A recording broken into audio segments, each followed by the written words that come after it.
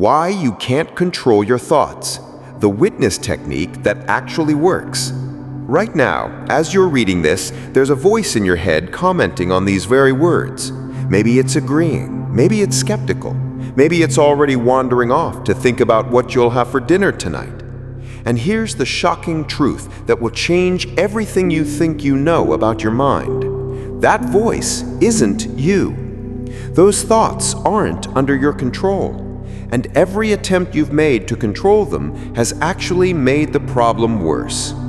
What if I told you that a Greek-Armenian mystic who died nearly a century ago discovered the secret to mastering your thoughts, not by controlling them, but by doing something that seems completely counterintuitive? What if the solution to the chaos in your mind isn't more discipline, more willpower, or more positive thinking, but something called the witness technique that turns everything you've been taught about mental control completely upside down? Stay with me, because what you're about to learn will revolutionize your relationship with your own consciousness. This isn't just another self-help technique. This is a complete paradigm shift that will show you why every method you've tried before has failed, and why the ancient wisdom of George Ivanovich Gurdjieff holds the key to a kind of mental freedom you've never experienced. Let me start with a question that will expose the fundamental illusion you've been living under. Who is thinking your thoughts right now? Take a moment. Really consider this. Who is the thinker behind the thoughts that are flowing through your mind at this very instant? Most people would answer, "I am," without hesitation. But Gurdjieff would tell you that this answer reveals the depth of your sleep, the extent to which you've been hypnotized by the mechanical operations of your own mind. The truth that Gurdjieff spent his entire life teaching is both simple and devastating. You are not your thoughts. You are not the voice in your head. You are not the endless stream of mental chatter that dominates your inner experience from morning until night. You are something far more profound, far more essential, and far more free than the mechanical thinking apparatus that you've mistaken for your true self. But before we dive into what you actually are, let's explore why you can't control your thoughts, because understanding this is crucial to everything that follows. The reason you can't control your thoughts isn't because you lack discipline or willpower. It's not because you haven't found the right meditation technique or because you're not trying hard enough. The reason you can't control your thoughts is because the entity you think is doing the controlling, the I that you believe yourself to be, is itself just another thought. Think about this carefully. When you try to control your thoughts, what exactly is doing the controlling? Another thought. When you tell yourself to stop thinking about something, what's doing the telling? A thought. When you try to focus your mind, what's doing the focusing? More thoughts. You're using thoughts to control thoughts, which is like trying to lift yourself up by your own shoelaces. It's mechanically impossible. And yet this is exactly what millions of people attempt to do every single day. Gurdjieff called this the tragedy of identification. We identify completely with the mechanical operations of our minds, believing that we are the thinker of our thoughts, the experiencer of our emotions, the decider of our actions. But what if all of this is just an elaborate illusion? What if what you call yourself is actually just a complex pattern of automatic reactions, mechanical thoughts, and unconscious habits that have been running on autopilot for so long that you've forgotten there's anything else? This is where the witness technique comes in, and it's here that Gurdjieff's teachings become truly revolutionary. Instead of trying to control your thoughts, instead of fighting with your mind, instead of attempting to suppress or direct the stream of mental activity, the witness technique teaches you to do something completely different, to step back and observe. But this isn't ordinary observation. This isn't the kind of casual attention you might pay to a movie or a conversation. This is what Gurdjieff called self-observation or self-remembering, and it's perhaps the most radical practice ever discovered for transforming human consciousness. When you truly witness your thoughts, not judge them, not analyze them, not try to change them, but simply observe them with pure, non-judgmental awareness, something extraordinary happens. You begin to realize that if you can observe your thoughts, you cannot be your thoughts. Let me give you a practical example of how this works. Right now, notice that there are thoughts happening in your mind. Maybe you're thinking about whether this technique will work for you. Maybe you're remembering something that happened earlier today. Maybe you're planning what you'll do after you finish reading this. Whatever the thoughts are, simply notice them. Don't try to stop them. Don't judge them as good or bad. Don't engage with their content. Just observe them as if you were watching clouds pass through the sky. As you do this, something remarkable begins to emerge. You start to recognize that there are two distinct elements present: the thoughts themselves and the awareness that is observing the thoughts. The thoughts come and go, appear and disappear, change and transform, but the awareness that observes them remains constant, unchanging, present. This awareness is what Gurdjieff pointed to as your true nature, your essential self, what he sometimes called the higher being body, or simply I am. This distinction between the observer and the observed is the foundation of all genuine spiritual development, and it's why the witness technique is so powerful. When you realize experientially that you are the awareness observing your thoughts rather than the thoughts themselves, everything changes. Suddenly, you're no longer at the mercy of every random mental movement. You're no longer dragged around by every emotional reaction. You're no longer compulsively driven by unconscious patterns and automatic behaviors. But here's where most people make a crucial mistake. They turn witnessing into another form of control. They start observing their thoughts with the agenda of making them stop, or making them more positive, or achieving some particular state of mind. This completely misses the point and turns the witness technique into just another method of manipulation and control. True witnessing has no agenda whatsoever. It's pure observation without any desire to change what's being observed. Gurdjieff understood that this agendaless observation is extremely difficult for most people, because we've been conditioned to believe that we must always be doing something, always be improving something, always be working towards some goal. But witnessing is not a doing, it's a being. It's not an activity of the mind, it's the space in which all mental activity appears. It's not something you practice, it's what you are when all practicing stops. This brings us to one of the most profound aspects of Gurdjieff's teaching, the recognition that most of what we call spiritual practice is actually just more mechanical activity of the mind. Meditation techniques, visualization practices, breathing exercises, mantras, affirmations, all of these can become just more sophisticated forms of mental manipulation, more elaborate ways of trying to use the mind to control the mind. The witness technique is different because it's not really a technique at all. It's a recognition, an awakening to what you already are. You don't have to develop the capacity to witness. You're already doing it right now. You don't have to learn how to be aware. Awareness is your most fundamental nature. You don't have to achieve some special state. The ordinary state of consciousness, when clearly seen, is already extraordinary. But if witnessing is so natural, why is it so difficult? Why do so few people discover this dimension of their being? Gurdjieff would say it's because we're asleep. Not literally asleep, but psychologically, spiritually asleep.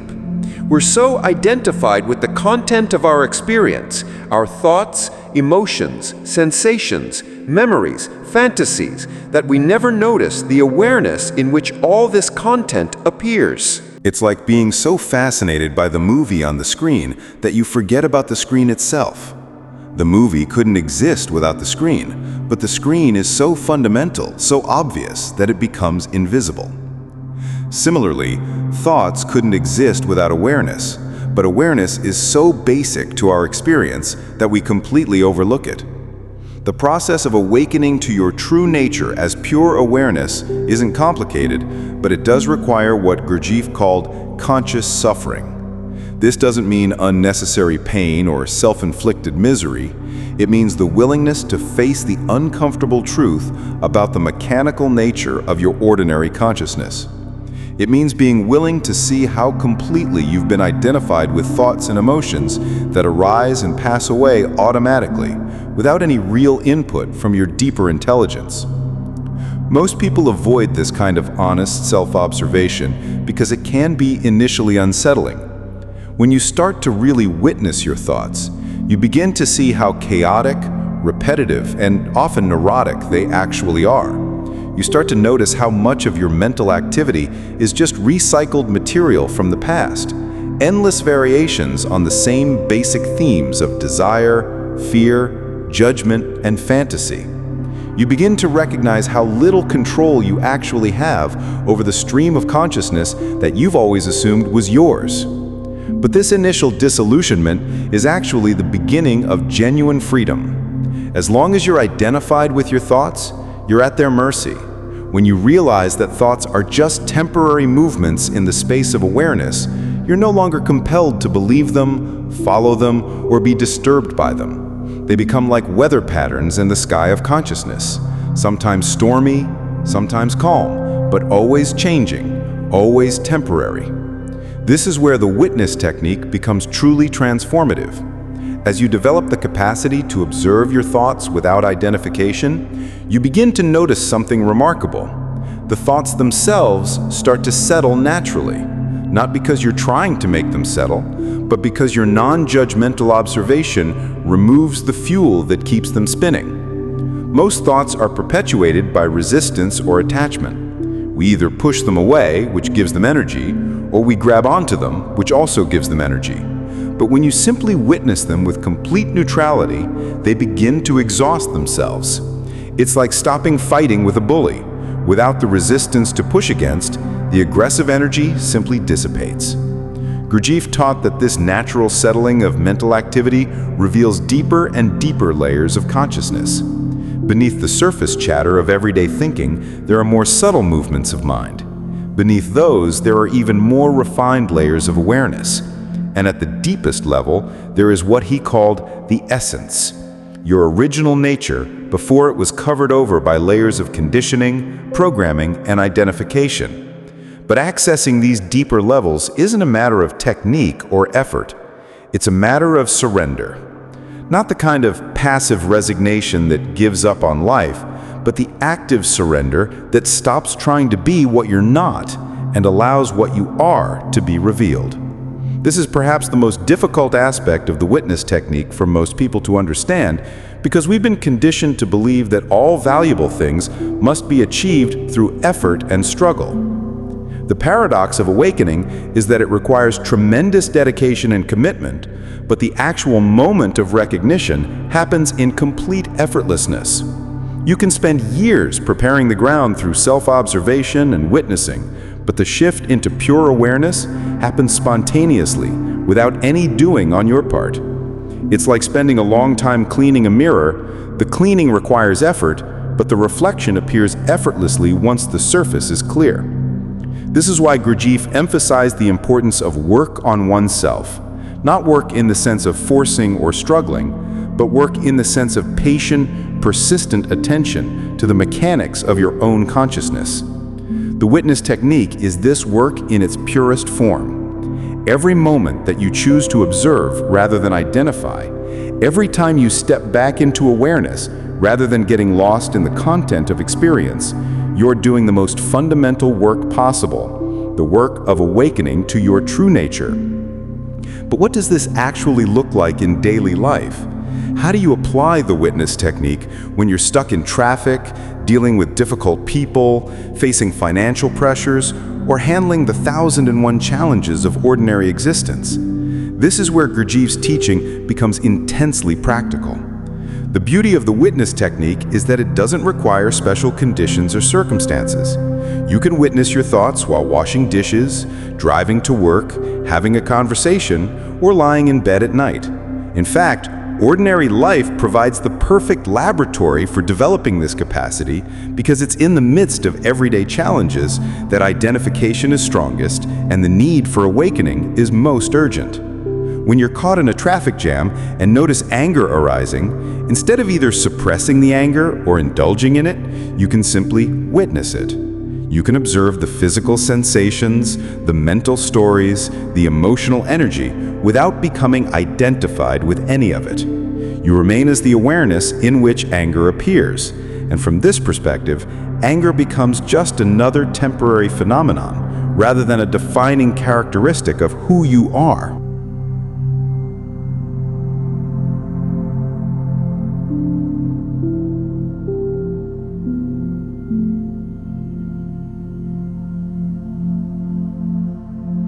This shift in perspective is subtle but revolutionary. Instead of living as a bundle of reactions, emotions, and thoughts, you begin to live as the conscious space in which all of these phenomena appear. Instead of being tossed around by every mental and emotional wave, you become like the ocean itself, vast, deep, and fundamentally undisturbed by the movements on its surface. But Gurdjieff was very clear that this kind of transformation doesn't happen overnight. It requires what he called being parkdol duty, the obligation that comes with being a conscious being to work on your own development. This isn't a burden or a should. It's the natural response of consciousness when it recognizes its own potential for awakening. The development of witnessing capacity is gradual and organic. At first, you might only remember to observe your thoughts occasionally, perhaps for a few seconds at a time. This is perfectly natural. The habit of identification is strong, and it takes time to develop the new habit of witnessing. But each moment of genuine observation, no matter how brief, creates a crack in the shell of automatic consciousness. Over time, these moments of witnessing become more frequent and more sustained. You begin to catch yourself getting lost in thought more quickly. You start to notice the early warning signs of emotional reactivity before you're completely swept away.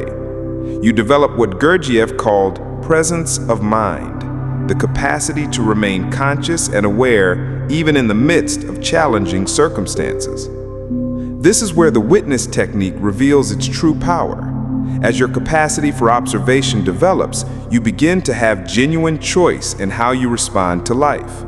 Instead of being mechanically driven by unconscious patterns, you can consciously choose how to engage with whatever arises. This doesn't mean you become emotionally flat or mentally rigid. Quite the opposite. You become more responsive, more alive, more authentically yourself. The emotions you experience become cleaner, more appropriate to the situation, less contaminated by past conditioning. The thoughts that arise become more intelligent, more creative, more aligned with your deeper wisdom. The actions you take become more effective, more compassionate, more in harmony with the larger patterns of life. This is what Gurdjieff meant by the development of being, not just having experiences, but becoming a being who is conscious of having experiences. One of the most profound aspects of this development is the recognition that the witness technique naturally leads to what Gurdjieff called objective consciousness. This is consciousness that sees things as they actually are, rather than as they appear through the filters of conditioning, desire, fear, and identification. When you're no longer lost in the subjective world of your own mental and emotional reactions, you begin to perceive reality more clearly. This clearer perception has practical benefits in every area of life. In relationships, you can see others more clearly, without the distortions of projection and expectation. In work, you can respond to situations more appropriately, without the interference of emotional reactivity. In decision-making, you can access deeper levels of intelligence and intuition because you're not clouded by the noise of mental chatter. But perhaps most importantly, Objective consciousness allows you to see the interconnected nature of all existence. When you're no longer trapped in the small world of personal thoughts and emotions, you begin to recognize your fundamental unity with all life. This isn't a philosophical idea or a spiritual belief, it's a direct perception that emerges naturally when consciousness is clear and unobstructed. This recognition of unity is what transforms the witness technique from a personal practice into a way of service. When you realize that the same consciousness that is observing your thoughts is the same consciousness that is present in every being, compassion arises spontaneously. You can't help but care for others when you recognize them as expressions of the same fundamental awareness that you are.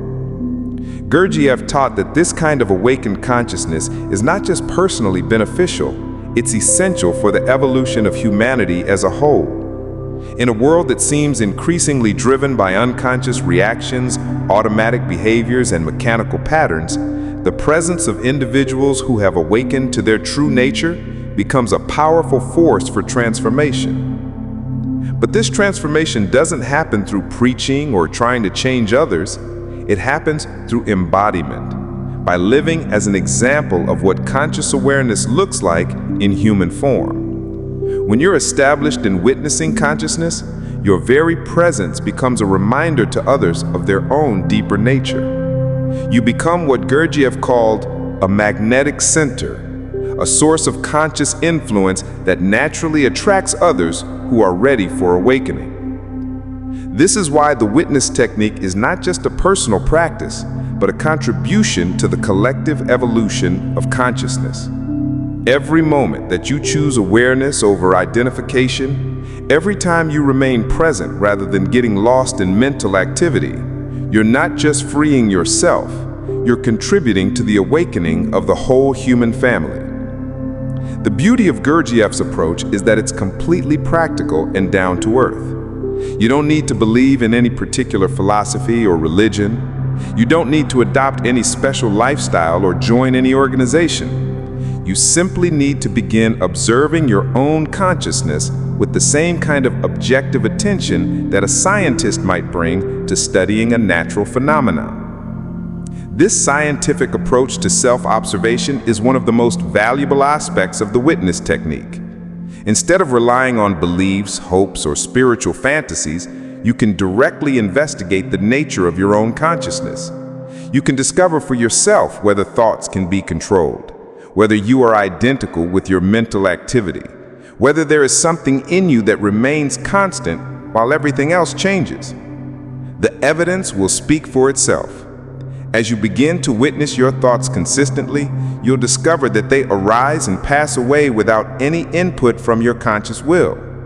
You'll notice that the I that you thought was thinking your thoughts is itself just another thought. You'll recognize that what you truly are is the aware presence in which all thoughts, emotions, and sensations appear. This recognition is not a conclusion or a belief. It's a direct, immediate knowing that is more certain than any thought could ever be. It's the recognition of what you have always been underneath all the layers of conditioning and identification. It's coming home to your true nature, which has never actually been absent, but has simply been overlooked. As this recognition stabilizes, the whole question of controlling thoughts becomes irrelevant. You realize that you never needed to control your thoughts because you were never at their mercy in the first place. Thoughts become like birds flying through the sky of awareness. They come and go freely, but the sky itself is never disturbed by their movement. This is the ultimate gift of the witness technique as taught by Gurdjieff.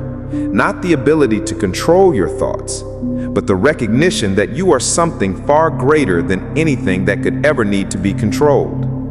You are the conscious awareness in which all experience appears, the unchanging presence that is always here, always now, always free. From this perspective, life becomes an entirely different kind of adventure. Instead of constantly struggling with your own mind, you can relax into the natural flow of consciousness. Instead of being at war with your thoughts and emotions, You can allow them to arise and pass away in the space of loving awareness. Instead of trying to become something other than what you are, you can celebrate the magnificent mystery of being exactly what you have always been. This is why Gurdjieff's teaching remains as relevant today as it was a century ago. In a world that seems increasingly chaotic and fragmented, the recognition of our essential unity as consciousness becomes more precious than ever. The witness technique offers a way back to sanity, back to presence, back to the recognition of what we truly are underneath all the noise and confusion of modern life. The invitation is simple, but not easy. To begin observing your own consciousness with the same kind of loving attention that you might give to a dear friend. To become interested in the mechanics of your own awareness. To stop trying to be something other than what you are, and to discover what you are when all trying stops. This is the path that Gurdjieff mapped out through his teachings, and it's the path that the witness technique makes accessible to anyone who is genuinely interested in awakening. It requires no special qualifications, no particular background, no specific beliefs. It only requires the willingness to look honestly at your own experience and to remain present with whatever you find there. The journey of awakening through witnessing is both the simplest and the most profound adventure possible. It's a return to your original nature, a coming home to what you have always been. It's the recognition that what you were seeking outside yourself was never absent from your own being. It's the end of the search and the beginning of authentic living as the conscious awareness that you are.